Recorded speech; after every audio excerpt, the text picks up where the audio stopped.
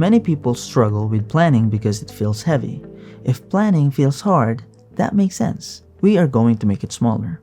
Daily planning is not about controlling every minute. It's about seeing your day clearly enough to move calmly through it. Here's the simple idea. A good plan shows only what matters today. Take a moment to think. When you look at your day, what part usually feels unclear? Well, this idea has three parts. First, your plan is only for today. Not tomorrow, not next week, only for today. Second, your plan uses simple words. No long explanation. Third, your plan stays flexible. It can change if your day changes.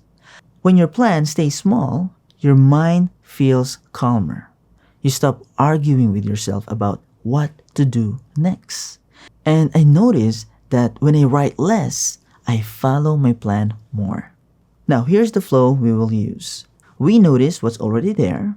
We choose a few clear actions. Then, we gently move through the day. This works because it matches how real days actually behave. If this video helped you feel clearer about daily planning, the full step-by-step version continues right from here in my Skillshare class, where I explain everything slowly with real examples. You can take the full class free for a month using the link below. And you also get access to thousands of other creative classes during that time. Before you go, tell me in the comments what part of daily planning you want more help with. Your comments help more beginners discover this video. Thank you so much for watching, and if this helped, feel free to like the video and subscribe so you don't miss the next one.